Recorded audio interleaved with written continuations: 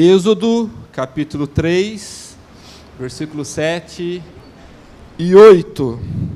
Disse o Senhor: de fato tenho visto a aflição sobre o meu povo no Egito, tenho ouvido o seu clamor, isso por causa dos seus feitores, e sei quanto eles estão sofrendo. E por isso desci para livrá-los das mãos dos egípcios e tirá-los daqui para uma terra boa e vasta, onde manam leite e mel. Amém?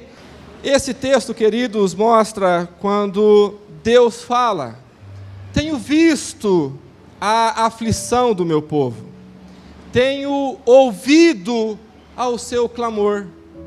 E pode ser que, da mesma forma como eu já pensei, você já tenha pensado que quando nós lemos ou quando nós ouvimos que Deus ouve, Deus vê ou Deus fala, Ele vê, fala e Ele ouve como nós ouvimos. Então muitos pensam assim, mas que Deus vê como o homem vê, que Deus ouve como o homem ouve, ou que Deus fala como o homem fala. Mas não é pecado pensar assim, é claro que não, mas eu quero nessa noite ver algumas coisas, mas sobre a forma como o homem vê, como o homem ouve, e como o homem faz, e como o nosso Deus faz. Amém, queridos? No versículo 7, na parte A, nós lemos então: disse o Senhor, de fato tenho visto a aflição sobre o meu povo no Egito. Repita comigo: Deus vê. Oh, que maravilha! E como que é lindo, queridos, nós entendermos isso, que o nosso Deus é um Deus que tem olhos, mas Ele vê. Lá no Salmo de número 115 diz: o Deus deles tem olhos, mas não vê. Tem ouvidos, mas não ouve. Eles têm pé, mas não anda. Então, essa é a diferença, porque o nosso Deus, Ele tem olhos e Ele vê para a sua glória. Então, Deus vê agora, queridos, como eu disse, que muitas vezes nós pensamos que Deus vê como o homem vê. Mas só que nós vemos na palavra que o próprio Deus, Ele diferenciou a forma como o homem vê e a forma como Ele vê. Em 1 Samuel, capítulo 16, versículo 7, nós vemos quando Deus enviou o profeta até a casa de Davi. E ele foi com a missão de ungir Davi como rei. Mas só que quando ele está na casa de Jessé, o seu pai, então tinha todos os seus outros irmãos. E a Bíblia diz que os seus irmãos mais velhos, eles eram mais fortes, mais bonitos, mais vistosos. Aí quando ele viu aqueles moços, Deus disse: olha, não é nenhum desses moços. Então ele fez uma pergunta a Jessé: Jessé, acabaram-se os mancebos? Aí Jessé falou: puxa, tem ainda o Davizinho. O Davizinho, queridos, era o caçulinha. Como eu sou o caçula de 3 irmãos, sofri muito por causa disso, mas também aproveitei muito por causa disso. Tudo que os meus 2 irmãos queriam fazer de zoeira, eles faziam comigo. Eu era o bode expiatório deles. Mas tinha também a parte boa, que quando eles faziam alguma coisa, eu já gritava: mãe, pai, vem cá. E eles sempre apanhavam por minha causa. Falou: aí, coisa. Aí saiu no Facebook, esses tempos atrás aí, uma notícia de uma certa instituição, dizendo que os filhos caçulas são os mais bonitos. Falei: oh, aleluia, hein? Falei: então está errado esse. Então esse estudo não está certo. Mas queridos, Davi, ele era alguém que nem a própria a família cria que algo de bom ia acontecer com ele. É porque na apresentação dos seus filhos, Jessé apenas apresentou os outros irmãos, e nem se lembrou do Davi. Aí Deus disse ao profeta, no versículo 7 de 1 a Samuel 16, assim: olha, o Senhor não vê como o homem vê, pois o homem vê o exterior, mas o Senhor olha para o coração. Oh, que maravilha, queridos! O próprio Deus disse que Ele não vê como o homem vê. E como é bom para nós entendermos isso, queridos, por quê? É porque nós, como seres humanos, se alguém falar que não aqui, vai estar mentindo. Nós, como seres humanos, nós somos bons em julgar as pessoas apenas pela aparência. Nós somos bons em acusar as pessoas apenas aquilo que elas são por fora. Mas agora o nosso Deus não vê como o homem vê. Oh, que maravilha! E é por isso, queridos, que muitas vezes nós machucamos pessoas. É porque nós as julgamos de forma errada. E quem aqui nunca foi julgado de forma errada através de outra pessoa? Mas o nosso Deus, Ele não vê como o homem vê. Eu creio que da mesma forma como você já deve ter visto alguma mágica, algum show, alguma apresentação, algum vídeo de mágica, sim? Agora, a mágica, queridos, é apenas uma ilusão de ótica. É algo tão rápido ali que faz que os nossos olhos nos enganam. Então nós, os seres humanos, nós somos enganados pelos nossos olhos. Agora, esses dias atrás eu vi um vídeo de um homem brincando com o seu filho, se não me engano, e o filho devia ter uns 2, 3 aninhos, e ele fez uma mágica com essa criança, mas era assim, uma mágica muito bobinha, assim dizendo, mas a criança ficou surpresa. Nossa, cadê? Sumiu, estava aqui, não, está mais. E aquela criança ficou fascinada com aquela mágica tão simplesinha, mas só que ele foi enganado pelos seus olhos. Agora, queridos, o nosso Deus nunca se engana. O ser humano, ele é enganado pelos olhos. É por isso que muitos homens, me permitam fazer esse exemplo aqui agora, muitos homens, eles se frustram, se eu posso usar esse termo, eles se surpreendem quando se casam. Por quê? Porque quando namora, ele vai sempre a mulher arrumadinha, o cabelinho em dia, perfumadinha, com a maquiagem em dia. Aí quando casa, aí o bicho pega.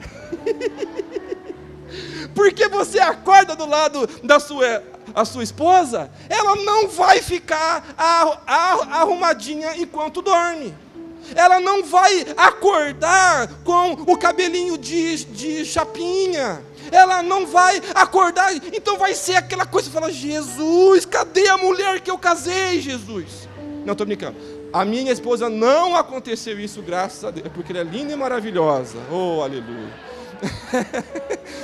Mas agora, queridos, o nosso Deus nunca se engana. Quando Ele olha para alguém, mas Ele sabe de tudo que a pessoa está passando. E nessa noite eu quero lhes dizer que Deus tem visto o que você tem passado. Pode ser que as pessoas não percebam o que você está passando, mas os olhos do Senhor estão atentos para o que você passa lá na sua casa, no seu casamento, com os seus filhos, lá na empresa. Deus, Ele vê, não como o homem vê, mas de uma forma muito especial. Ontem à tarde estava conversando com um jovem, e eu disse para ele uma frase que eu achei muito linda, que diz assim: o diabo, ele sabe o teu nome, mas ele te chama pelo seu pecado. E Deus, ele sabe o teu pecado, mas ele chama você através do seu nome. Oh, que maravilha, lindo, queridos. O nosso Deus sabe como que nós estamos diante da sua presença. É quando nós estamos quebrados por dentro, mas nós vamos diante dele, ele vê o nosso coração. E queridos, e como disse, muitas vezes nós julgamos as pessoas erradas. Eu lembro, queridos, na minha infância, estávamos em uma vigília, e naquela época eu não era tão crente.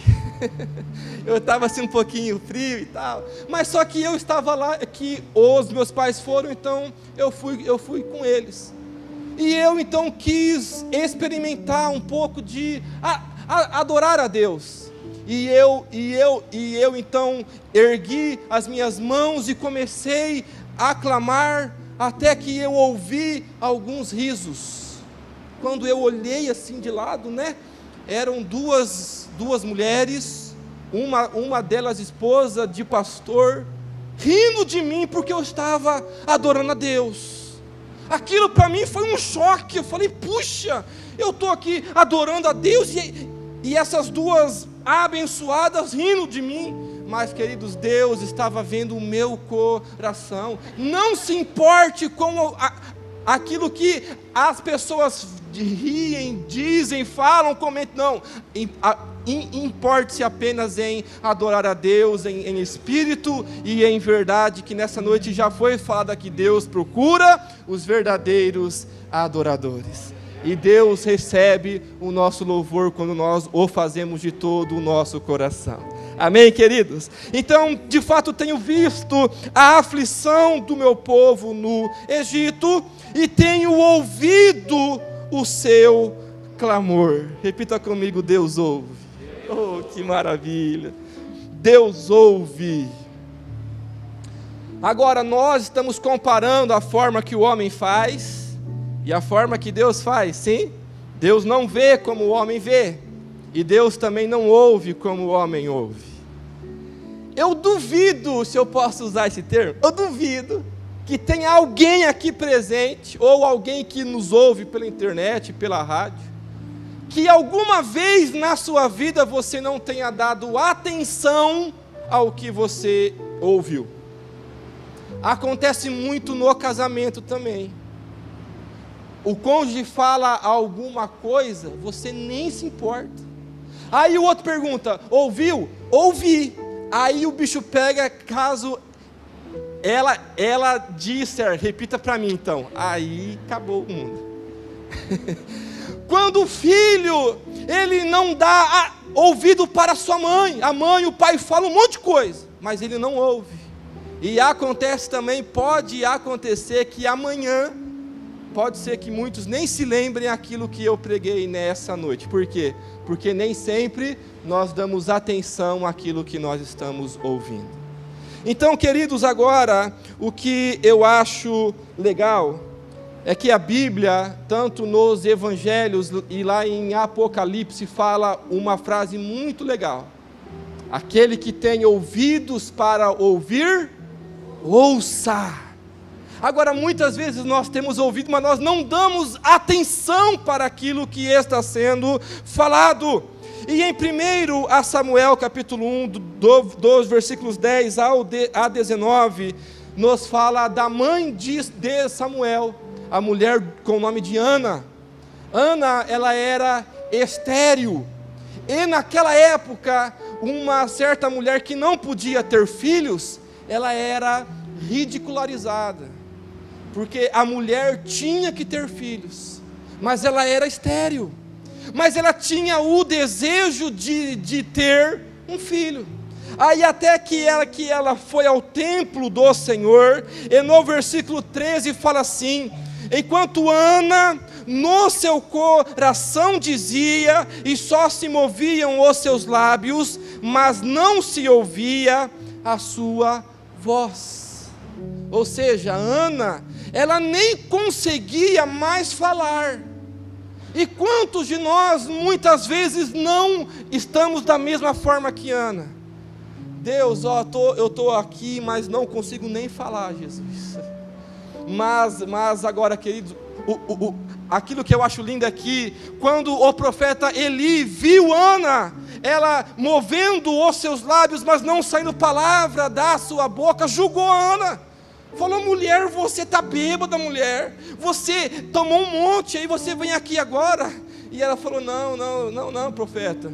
É que eu estou angustiada de alma. E eu estou falando, como diz o texto, eu estou falando no meu coração. Agora, queridos, quando nós falamos que Deus ouve, Deus não ouve apenas o som externo quando nós falamos, mas Ele ouve o clamor do nosso coração, aleluia. Então, é por isso que a Bíblia diz lá em 1 Tessalonicenses 5:17, orai sem cessar.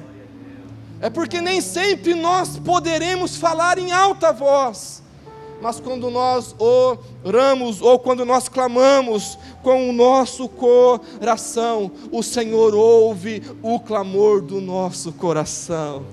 Então, mas saiba disso, que Deus tem ouvido o seu clamor, mesmo que não saia as palavras altas externas, mas o Senhor está ouvindo o clamor do seu coração. Que maravilha!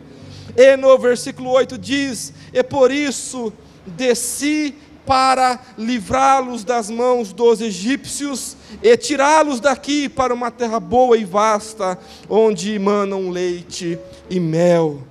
Então, queridos, Deus, Ele viu, Deus, Ele ouviu, e Deus desceu. Olha aí que lindo!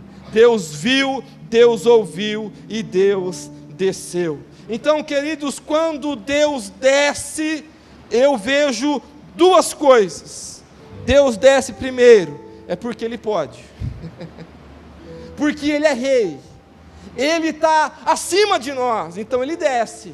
Então Ele desceu para livrá-lo. E eu vejo que Deus desce, queridos, é para operar alguma coisa.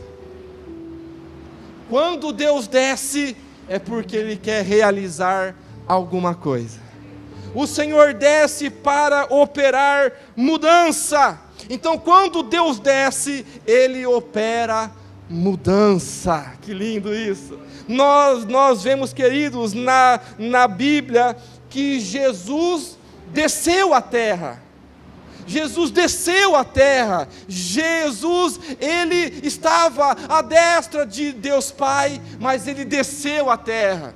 E quando Ele desceu à terra, Ele operou mudança. A história da humanidade foi dividida ao meio, antes de Cristo e depois de Cristo, porque Jesus opera mudança. E onde Jesus passava, Ele operava mudança. E quando Jesus desceu à terra, Ele operou mudança. O Espírito Santo de Deus, Ele desceu também a terra. Em Atos capítulo 2, no dia de Pentecoste, diz que o Espírito desceu sobre eles, e o Espírito Santo continua agindo no meio do povo de Deus, porque quando Deus opera, acontece mudança.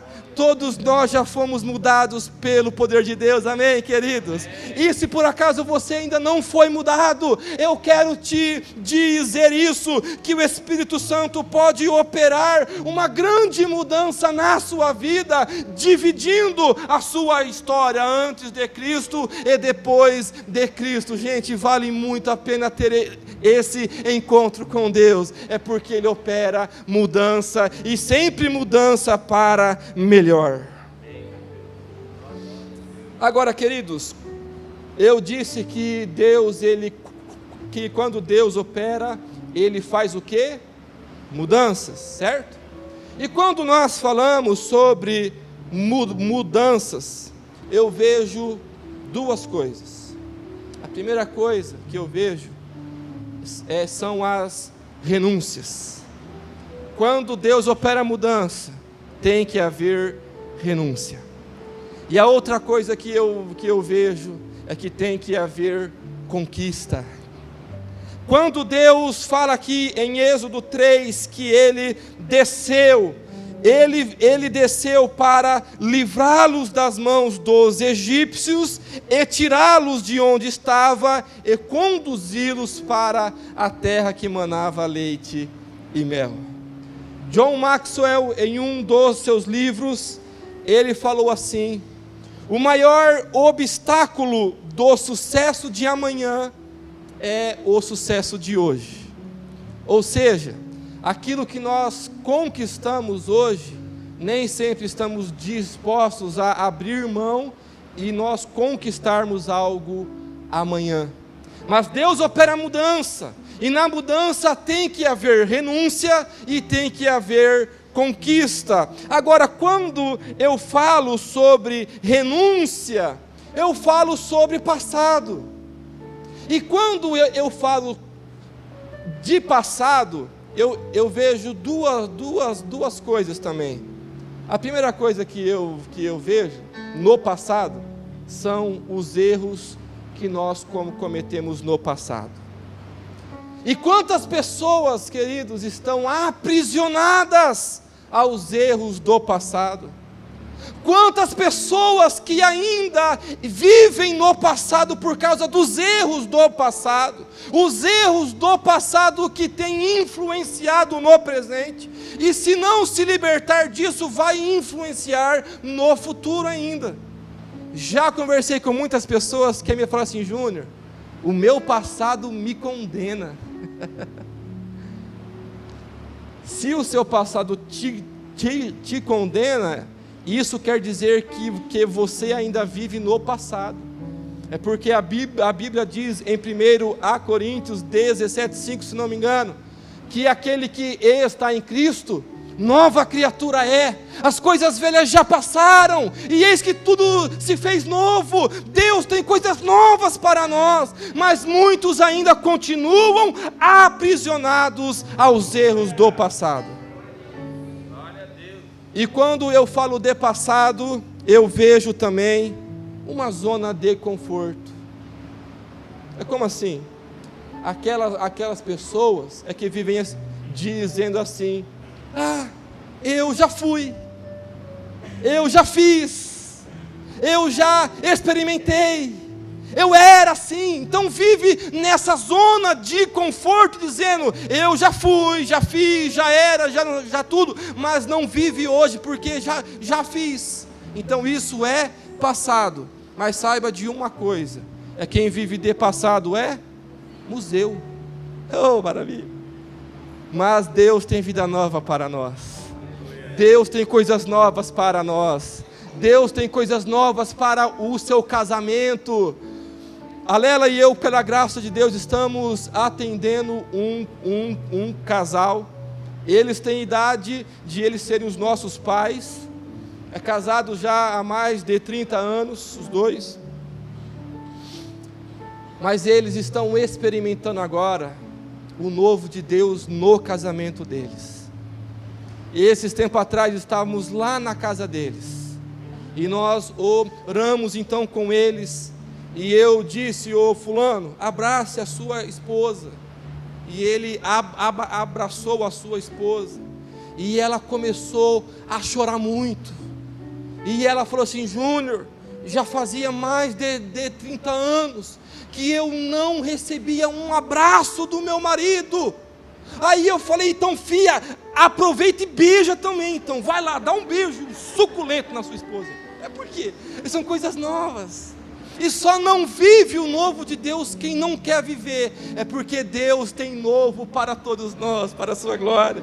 Então nós precisamos renunciar. E eu te pergunto: o que tem impedido você de conquistar aquilo que Deus tem para a sua vida?